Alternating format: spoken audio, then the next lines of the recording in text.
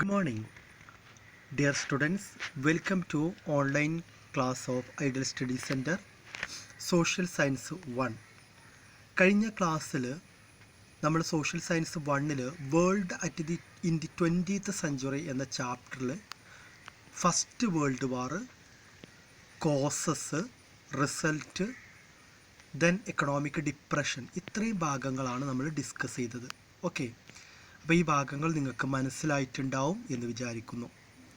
ഇന്നത്തെ ക്ലാസ്സിൽ നമ്മൾ ചർച്ച ചെയ്യാൻ പോകുന്നത് ഫാഷിസം, നാസിസം എന്നീ രണ്ട് ഡേഞ്ചറസ് ഐഡിയോളജിയും അതിൻ്റെ ഇമ്പാക്റ്റിനെ കുറിച്ചുമാണ് നമ്മൾ ഡിസ്കസ് ചെയ്യാൻ പോകുന്നത്. Okay, fascism and Nazism are the two important ideology and behind this ideology they formed the government and came to power. So in this, fascism emerged in Italy, then Nazism emerged in Germany. You note this point please. Fascism emerged in Italy, Nazism emerged in Germany. Both these ideology follow the similar features and similar strategies. Both are against antagonism to democracy, opposition to the socialism. They follow violence and ferocity. They strongly oppose any kinds of the democratic principles, and they follow aggressive nationalism. These are the main important things you have to note. So, fascism and Nazism are the two important ideology. Those originating for Italy and Germany immediately after the Second World War. Both are following the similar strategies and methods in order to establish the power in Italy and Germany. Okay. അപ്പോൾ ഫാസിസം, Nazism എന്നത് ഒന്നാം ലോകമഹായുദ്ധത്തിന് ശേഷം ലോകത്തുണ്ടായ രണ്ട് ആശയങ്ങളാണ്. അതിൽ ഫാസിസം എന്നുള്ള ideology originate ചെയ്തത് ഇറ്റലിയിലാണ്, Nazism originate ചെയ്തത് ജർമ്മനിയിലാണ്. അപ്പോൾ ഈ both these two ideologies follow the same strategy. രണ്ടും ഒരേപോലെയാണ്, രണ്ടും ഏകദേശം സെയിം സ്ട്രാറ്റജി മെത്തേഡുമാണ് ഫോളോ ചെയ്യുന്നത്. പേരിന് മാത്രമാണ് മാറ്റമുള്ളത്.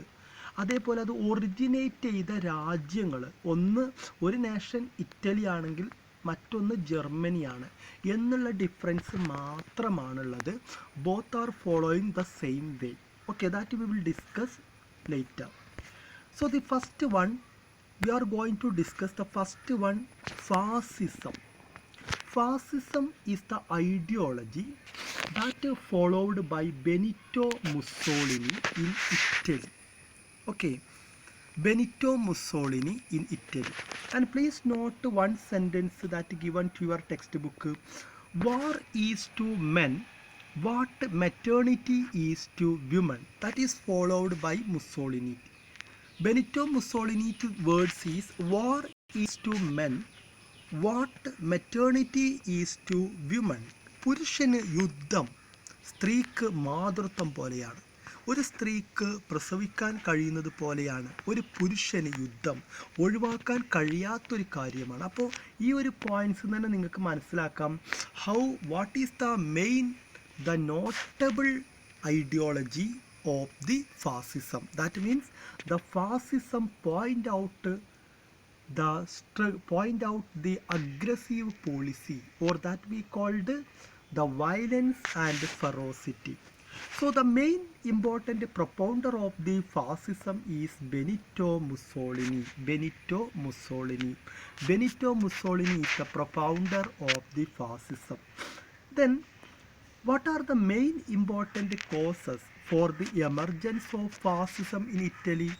Fascism is not immediately originate in Italy, but the three causes behind this. The first one is that Italy got nothing, though she was with the victors in the First World War. During the First World War is going on, Italy just shifted its position from the side of Germany and Austria-Hungary to the England and France. England and France we called victors allies. Okay. But Italy expected some benefits from them, but unfortunately, Italy was neglected by England and France. That is the main important causes for the emergence of fascism in Italy. അപ്പോൾ നമ്മൾ മനസ്സിലാക്കിയ കാര്യം Italy, Austria, Hungary, Germany ഇങ്ങനെയായിരുന്നു ഒരു side അല്ലെ. നമ്മൾ triple ഓണ്ടൻറ്റും triple അലയൻസും triple ഓണ്ടൻറ്റും പഠിച്ചതാണ്. അപ്പോൾ ഇറ്റലി, നമ്മുടെ ജർമ്മനി, ഓസ്ട്രിയ, ഹംഗറി ഈ ഒരു ടീമിൻ്റെ കൂടെയായിരുന്നു. But what happen is that during the going on in the first world war ഇങ്ങനെ നടന്നുകൊണ്ടിരിക്കുമ്പോൾ ഇറ്റലി എന്ത് ചെയ്തു, വിക്ടേഴ്സിൻ്റെ കൂടെ ചേർന്നു. കാരണം ഇവർ തോൽക്കുമെന്ന് കണ്ടപ്പോൾ ഇറ്റലി നേരെ വിക്ടേഴ്സ് അലേഴ്സിൻ്റെ കൂടെ ജോയിൻ ചെയ്തു. പക്ഷേ അത് ഇറ്റലി എക്സ്പെക്റ്റ് ചെയ്തത് എന്താണ്, എന്തിനാണ് വിജയിച്ച രാജ്യങ്ങളുടെ കൂടെ ചേർന്നത്, എന്തെങ്കിലുമൊക്കെ ബെനിഫിറ്റ്സ് കിട്ടും ഫിനാൻഷ്യലി അല്ലെങ്കിൽ മറ്റെന്തെങ്കിലും തരത്തിലുള്ള ബെനിഫിറ്റ്സ് കിട്ടുമെന്ന് വിചാരിച്ചിട്ടാണ് ഇറ്റലി ഇവരുടെ കൂടെ ജോയിൻ ചെയ്തത്. പക്ഷേ ഇറ്റലിക്ക് ഒന്നും കിട്ടിയില്ല. Italy got nothing though she was within the victors in the First world War. So that make a insulting or that make a sadness in the minds of Italy. Now the next one is that after the First World War, Italy faced a series of economic problems such as the destruction of industries, unemployment, increase in tax, inflation. These are the main important economic problem, but the Italian government was failure to solving these problems. So now they welcomed Benito Mussolini and the fascist party. Fascist party is the name of the party that organized by the fascism in Italy. Okay. അപ്പോൾ ഈ യുദ്ധം കഴിഞ്ഞപ്പോൾ ഇറ്റലിയിൽ കുറേ സാമ്പത്തിക പ്രശ്നങ്ങളുണ്ടായി. പക്ഷെ അതൊന്നും പരിഹരിക്കാൻ, അപ്പോൾ വ്യവസായങ്ങൾ തകർന്നു, അൺഎംപ്ലോയ്മെൻറ്റ്, തൊഴിലില്ലായ്മ, ടാക്സ് വർദ്ധിപ്പിച്ചു, ഇൻഫ്ലേഷൻ എന്ന് പറഞ്ഞാൽ നാണയപ്പെരുപ്പുണ്ടായി. പക്ഷേ ഇതൊക്കെ ഈ പ്രോബ്ലംസ് ഒക്കെ ഉണ്ടായപ്പോൾ ഇറ്റാലിയൻ ഗവൺമെൻറ് ഒന്നും ചെയ്തില്ല. ഇറ്റലിയിൽ അന്ന് ഇറ്റലി റൂൾ ചെയ്തുകൊണ്ടിരുന്ന ഗവൺമെൻറ് ഒരു സൊല്യൂഷനും ചെയ്യാത്തത് കൊണ്ട് now the people wished the Benito Mussolini's and wished to arrival of the Benito Mussolini. Okay. Third point പറയുന്നത് നോക്കൂ നിങ്ങൾ. What is the third causes for the emergence of the fascism in Italy?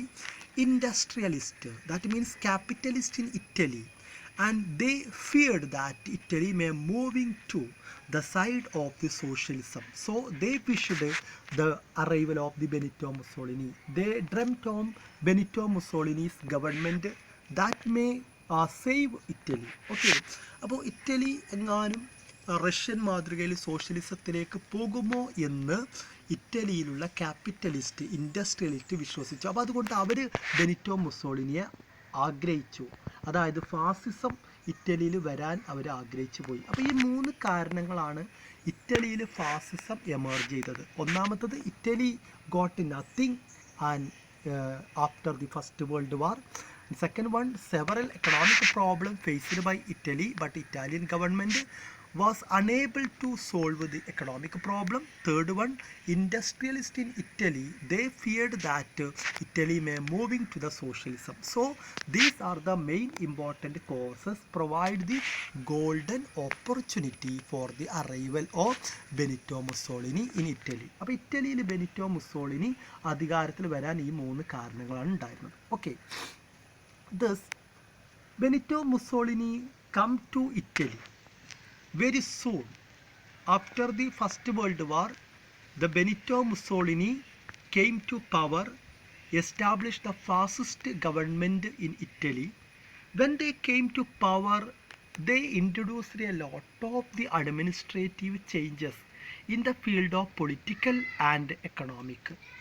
അപ്പോൾ അതിൽ നമ്മൾ ഇറ്റലിയിൽ അധികാരത്തിൽ വന്ന ഉടനെ ഇറ്റലിയിലെ പൊളിറ്റിക്കൽ എക്കണോമിക് ഫീൽഡിൽ ഒരുപാട് ചേഞ്ചസ് ഉണ്ടാക്കി. So the first one is that violence and ferocity. They introduced violence and ferocity were the strategies of the fascists, and they followed the violence and ferocity. Violence and ferocity means, and they followed the strongest against the enemies. Against the enemies. Who are the enemies of the fascist socialist leaders of the peasants and workers proclaimed the enemies of the nation. അപ്പോൾ ആദ്യം ചെയ്ത പരിപാടി എന്താണ്? രാജ്യത്തുള്ള എല്ലാ ശത്രുക്കളെയും, രാഷ്ട്രത്തിൻ്റെ ശത്രുക്കളെ അടിച്ചമർത്താൻ വേണ്ടി അവർ ഫെറോസിറ്റിയും വയലൻസും ഫോളോ ചെയ്തു. വയലൻസ്, അക്രമവും അതേപോലെ തന്നെ അക്രമം ഫോളോ ചെയ്തു. ഫെറോസിറ്റി, തീഷ്ണത, അല്ലെ, രാജ്യത്ത് ഭയാനകമായ അവസ്ഥ ഉണ്ടാക്കി. So the maximum try to eliminate the enemies of the fascism. Who are the enemies? Socialist leaders of the peasants and workers were fully proclaimed as the enemies of the nation. Okay, those who opposed the fascist government. അപ്പോൾ രാജ്യത്തുള്ള പ്രധാനപ്പെട്ട ശത്രുക്കളാക്കി അവർ പ്രഖ്യാപിച്ചത് ആരൊക്കെയാണ്? ഒന്ന് socialist, മറ്റൊന്ന് leaders of the peasants and workers. അവർ രാജ്യത്തിൻ്റെ ശത്രുക്കളാക്കി പ്രഖ്യാപിച്ചു.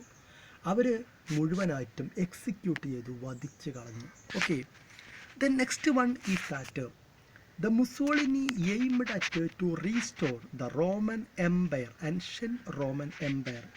As the part of this, he adopted several symbols of the ancient Roman Empire, Roman administration. അപ്പോൾ മുസോളിനി ചെയ്ത മറ്റൊരു കാര്യമാണ്, അദ്ദേഹം ഇറ്റലിയിലുള്ള ജനങ്ങളെ മാക്സിമം ഇൻസ്പയർ ചെയ്യാൻ വേണ്ടി അദ്ദേഹം ഒരു ഐഡിയ യൂസ് ചെയ്തു, ഒരു ഐഡിയോളജി ഫോളോ ചെയ്തു. This ideology we called the restore of the Roman Empire. That means the Italian people considered as the followers of the Roman people. Okay, they are the descendants of the ancient Roman emperors. So he used several Roman republics and symbols and in his administration.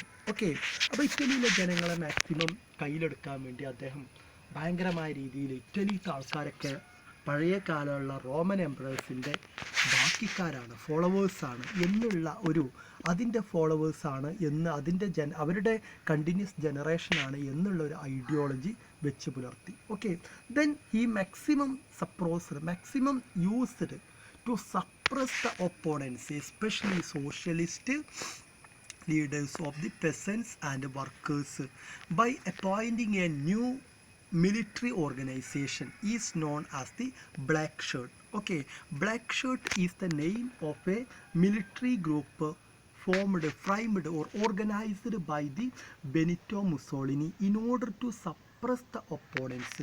എതിരാളികളെ അടിച്ചമർത്താൻ വേണ്ടി Benito Mussolini form ചെയ്ത ഒരു military ഗ്രൂപ്പാണ് black shirt അഥവാ കറുത്ത കുപ്പായക്കാർ. Okay, this black shirt used to suppress the opponents of the nation.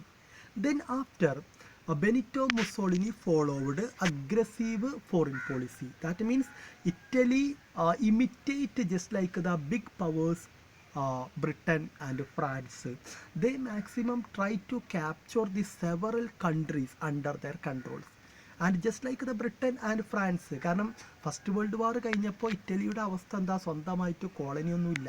അപ്പോൾ ഇംഗ്ലണ്ടിൻ്റെയും ഫ്രാൻസിൻ്റെയൊക്കെ അതേ മാതൃകയിൽ രാജ്യത്തെ ബിൽഡ് ചെയ്യാൻ വേണ്ടി മുസോളിനി പോയി ഒരുപാട് രാജ്യങ്ങളെ കോൺക്വയർ ചെയ്തു. Such as the main important, they conquer such as Albania and Ethiopia. Okay, Ethiopia and Albania, they try to follow the aggressive foreign policy. Aggressive foreign policy means to attack or conquer the several countries.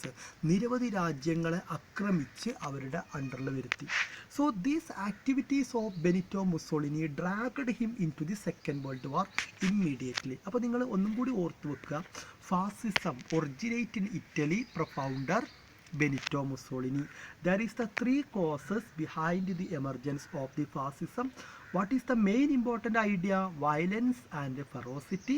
Then who are the main important enemies of the nation? Socialist leaders, peasants and workers. They were executed. Okay, then what is the main important? The racial ideology of the Nazism. fascism, the restore of the Roman Empire. Now the next one, who are the Black Shirt? Black Shirt is the military organization formed by Benito Mussolini to suppress the enemies of the nation. What is the aggressive foreign policy? Aggressive foreign policy followed by Benito Mussolini to conquer or attack some nations such as the Ethiopia, Albania. Okay, അപ്പോൾ ഈ പോയിന്റുകൾ നിങ്ങൾ ഓർത്തു വെക്കുക. Benito Mussolini ഇറ്റലിയിൽ follow ചെയ്തിരുന്ന അല്ലെങ്കിൽ implement ചെയ്തിരുന്ന അഡ്മിനിസ്ട്രേറ്റീവ് മെഷേഴ്സ് എന്തൊക്കെയാണെന്നുള്ളത് നിങ്ങൾ ഓർത്തു വെക്കുക. Okay, same way, just like the same way the Benito Mussolini, the next person is Adolf Hitler, who is the founder of the Nazism in Germany. Okay, fascism in Italy, Nazism in Germany. Okay, you know Adolf Hitler is the great person. Okay, the great film dictator Charlie Chaplin, who directed the film The Dictator. We can see it is the biography about Adolf Hitler. Adolf Hitler is the cruel dictator forever in the world. His cruelty is mentioned Anne Frank diary. You know, Anne Frank is a small Jewish girl and she reported everything in her diary. She is the victim of the Hitler's cruelty. So Adolf Hitler, he presented who was a person, a military, a soldier. He was suppressed and imprisoned during the First World War time. In his jail, he prepared a book is known as the Mein Kampf, about my struggle. Okay, so Adolf Hitler came to power the same way Benito Mussolini came to Italy, as on the same way Adolf Hitler also came to Germany. And what were the main important causes for the arrival of the Hitler in Germany? Germany opened a series of the golden opportunities in front of the Adolf Hitler. അപ്പോൾ Adolf ഹിറ്റ്ലറിന് ജർമ്മനിയിൽ വന്നത് പെട്ടെന്ന് ഒരു ദിവസം കൊണ്ടല്ല. Benito Mussolini ഇറ്റലിയിൽ വന്ന അതേ മാതൃകയിലാണ് അഡോൾഫ് ഹിറ്റ്ലർ ജർമ്മനിയിൽ വരുന്നത്. അതിന് ഒരുപാട് കാരണങ്ങളുണ്ടായിരുന്നു. The first one is that Treaty of Versailles imposed by the victorious allies on Germany after the First World War. You know, Treaty of Versailles imposed some restrictions or some insulting or humiliation on Germany. ജർമ്മനിയുടെ തലയിൽ അടിച്ചേൽപ്പിച്ച ഒരു ക്രൂവലായിട്ടുള്ള ഒരു humiliated ആയിട്ടുള്ള ഒരു ട്രീറ്റിയാണ് treaty of Versailles. So this treaty of Versailles that prepared, that make the sense of revenge among the German people. So the German people try to seek the revenge on the world. So that is the first one. അപ്പോൾ treaty of Versailles എന്നുള്ള വേഴ്സായ് ട്രീറ്റിയിലൂടെ ജർമ്മനിക്കുണ്ടായ അപമാനത്തിന് കണക്ക് ചോദിക്കുക, പ്രതികാരം ചോദിക്കുക എന്നുള്ള ഒരു mind ഒരു sense ജർമ്മനിക്കുണ്ടായി. അപ്പോൾ അതാണ് ഫസ്റ്റ് വേൾഡ് വാറിന് ശേഷം ജർമ്മനിയുടെ മേലിൽ ഇമ്പോസ് ചെയ്ത വിക്ടോറിയസ് അലീസ് ഇമ്പോസ് ചെയ്ത ട്രീറ്റി ഓഫ് വേഴ്സായി ആണ് ജർമ്മനിയിൽ ഓഫ് നാസിസം എമർജ് ചെയ്യാനുള്ള ഒന്നാമത്തെ കാരണം. Second one, as like the Italy, Germany followed a series of economic problems such as the economic destruction and inflation.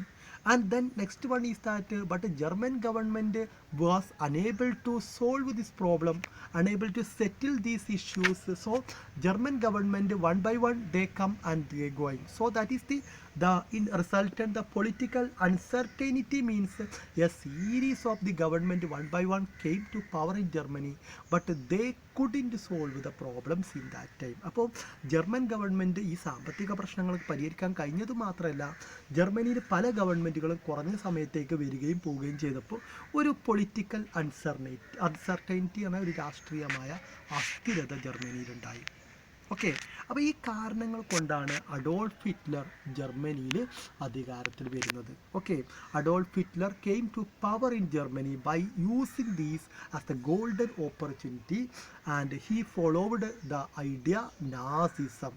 Nazism is the similar ideology of the fascism in Italy. Okay, then Adolf Hitler used his oratory skill and organisation ability easily catch the mind of the people. Adolf ഹിറ്റ്ലറിന് ഉണ്ടായിരുന്ന ഒരു കഴിവാണ് പ്രസംഗിക്കാൻ നല്ല കഴിവുണ്ടായിരുന്നു. അപ്പോൾ ജനങ്ങളുടെ മനസ്സ് കയ്യിലെടുത്തിട്ട് അദ്ദേഹം ജർമ്മനിക്ക് ഇൻ ഫേവർ ആയിക്കൊണ്ട് ടോക്ക് ചെയ്യുകയും ജനങ്ങളെ പ്രസംഗത്തിലൂടെ കയ്യിലെടുത്തു. He declared that just like the fascist, he declared that the enemies of the country, socialist, communist, Jewish, democrats were considered as the chief enemies of the nation and executed. ഇറ്റലിയിൽ പ്രഖ്യാപിച്ച് നമ്മൾ കണ്ടു. അതേപോലെ ജർമ്മനിയിലെ പ്രധാനപ്പെട്ട ശത്രുക്കളായിട്ട് കണ്ടത് ആരൊക്കെയാണ്? Socialist, communist, Jewish, democrats. ഇവരെ രാജ്യത്തിൻ്റെ ശത്രുക്കളായി പ്രഖ്യാപിക്കുകയും അവരെ എക്സിക്യൂട്ട് ചെയ്യുകയും ചെയ്തു, വധിക്കുകയും ചെയ്തു. ഓക്കെ, അപ്പോൾ ഈ കൂട്ടത്തിൽ പ്രധാനപ്പെട്ട ഒരു ശത്രുവായിരുന്നു Jewish people. Jewish were the minority settled in Germany.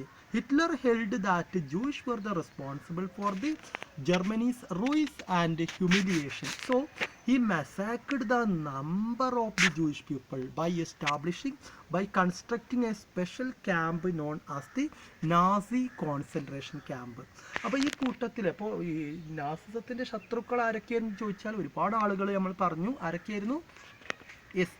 Socialist, communist, Jewish, democrats.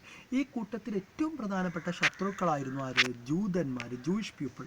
അപ്പോൾ അതുകൊണ്ട് ഹിറ്റ്ലർ ആദ്യം ചെയ്തത് എന്താണ്? ഈ ജൂയിഷ് പീപ്പിളിനെ ആണ് കൂടുതൽ കൊന്നൊടുക്കാൻ വേണ്ടി ശ്രമിച്ചത്. കാരണം Jewish people where Jewish responsible for Germany's ruin and humiliation. Hitler ഒന്ന് ധരിച്ചു വെക്കുകയാണ്. എന്താ പറഞ്ഞത്?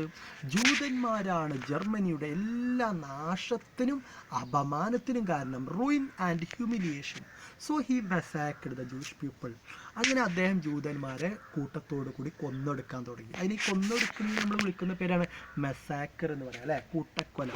ഇതിന് വേണ്ടിയിട്ട് അദ്ദേഹം ഒരു പ്രത്യേകമായ സ്ഥലം ഉണ്ടാക്കി, കോൺസെൻട്രേഷൻ ക്യാമ്പ്. 1000 വരുന്ന ജൂതന്മാരെ ഒറ്റയടിക്ക് കൊല്ലാൻ വേണ്ടിയിട്ട് ഉണ്ടാക്കിയതാണ് concentration camp.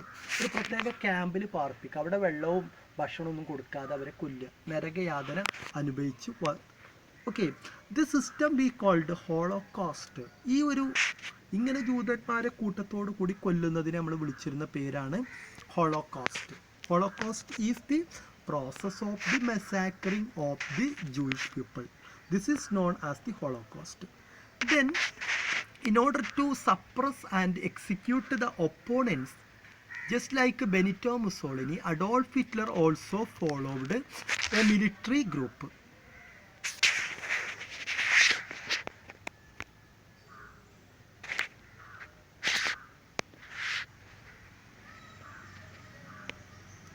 He also followed a military group.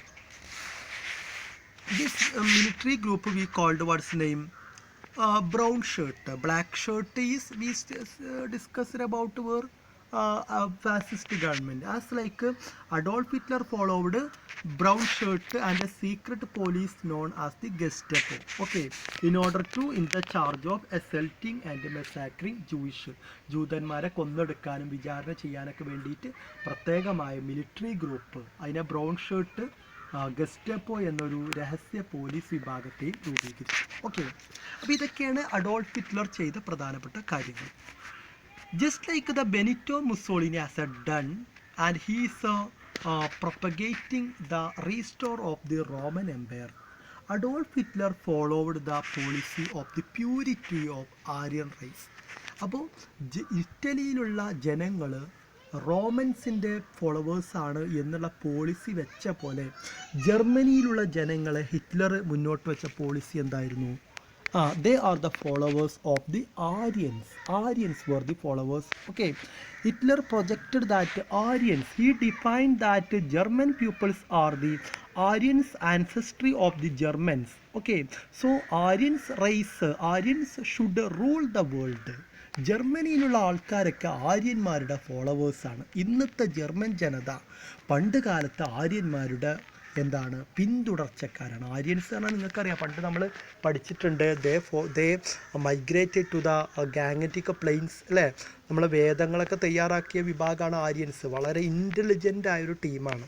അപ്പോൾ ഈ ആര്യന്മാരുടെ ഫോളോവേഴ്സാണ് ആര്? നമ്മുടെ German peoples. Okay.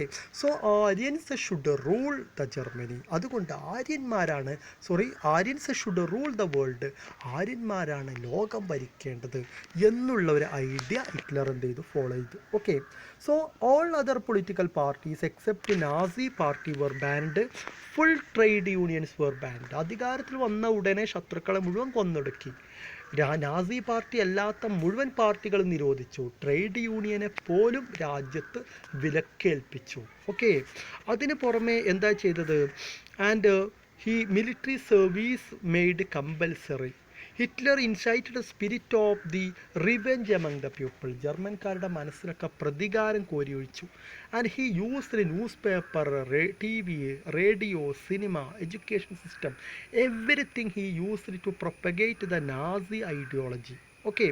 Nazi ideology, അതായത് ഹിറ്റ്ലർക്ക് ഫേവർ ആയിക്കൊണ്ട് മാത്രമേ പ്രോഗ്രാം ടെലികാസ്റ്റ് ചെയ്യാൻ വേണ്ടിയിട്ട് TV, radio, cinema, then drama, then next one education system, everything used in favor of the propagating of the Nazi ideology. Okay.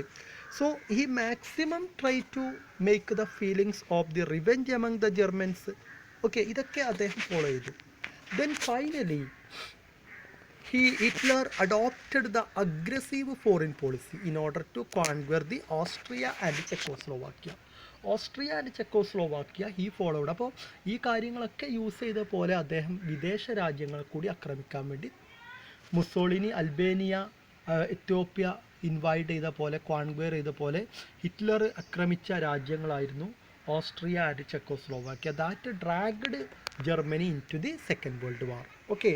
അപ്പോൾ ഇവിടെ ഹിറ്റ്ലർ ചെയ്തതും Mussolini ചെയ്തതും അവിടെ നമുക്ക് രണ്ട് ഭാഗത്തും both fascism and Nazism we can conclude at the similar features. Okay, we can see that similar features. What are the ideologies and fascism and Nazism. Okay, you can prepare. അപ്പോൾ ഇത് വെച്ചുകൊണ്ട് നമുക്കൊരു table prepare ചെയ്യാം. നോക്കൂ, നിങ്ങൾ table prepare ചെയ്തൂടെ?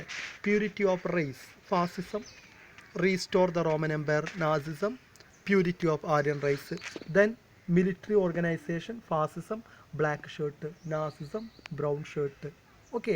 അപ്പോൾ നമുക്ക് then aggressive foreign policy, fascism, Nazism. We can point out. നമുക്ക് കുറച്ച് പോയിൻറ്റ്സുകൾ വെച്ചിട്ട് ഫാസിസവും നാസിസവും ഒരു കമ്പാരിറ്റീവ് മോഡായിട്ട് നമുക്ക് പ്രിപ്പയർ ചെയ്യാം. ഓക്കെ. അപ്പോൾ ഇറ്റലിയിലുണ്ടായ ഫാസിസവും ജർമ്മനിയിലുണ്ടായ നാസിസവും ഇത് തമ്മിലുള്ള ഒരു features. First one Benito Mussolini, then Adolf Hitler. And ഇത് വെച്ചുകൊണ്ട് നമുക്ക് എന്ത് ചെയ്യാം? നമുക്കൊരു ടേബിൾ പ്രിപ്പയർ ചെയ്തിട്ട് നിങ്ങൾ എന്ത് ചെയ്യാം? എത്രയും പെട്ടെന്ന് സെൻഡ് ചെയ്ത് തരാം. ഓക്കെ, നിങ്ങൾക്ക് മനസ്സിലായിട്ടുണ്ടാവുമെന്ന് വിചാരിക്കുന്നു.